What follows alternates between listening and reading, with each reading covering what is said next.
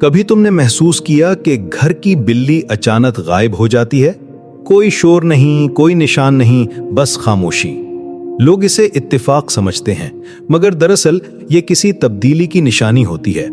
بلی ایک ایسا جاندار ہے جو ماحول کی توانائی کو سب سے پہلے محسوس کرتی ہے۔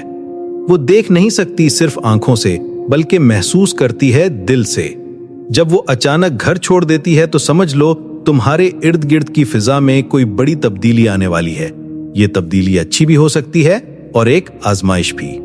پہلا راز یہ ہے کہ جب بلی اچانک غائب ہوتی ہے تو یہ گھر کی توانائی کے بدلنے کی نشانی ہے۔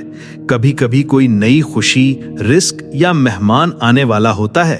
بلی اس توانائی کو پہلے سے محسوس کر لیتی ہے اور بعض اوقات گھر میں کچھ منفی لہریں بڑھنے لگتی ہیں، اس لیے وہ خود کو دور کر لیتی ہے۔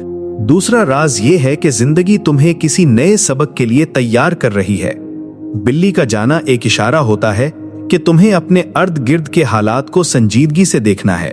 شاید کوئی فیصلہ، کوئی تعلق یا کوئی موقع تمہارے دروازے پر آنے والا ہے اور تمہیں ہوشیار رہنا ہے۔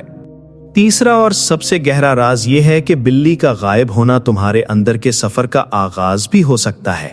کبھی کبھی کائنات چھوٹی چھوٹی چیزوں کے ذریعے ہمیں احساس دلاتی ہے کہ وقت بدل رہا ہے اور تمہیں بھی اپنے اندر کچھ بدلنا ہے، سوچ، عادت یا راستہ۔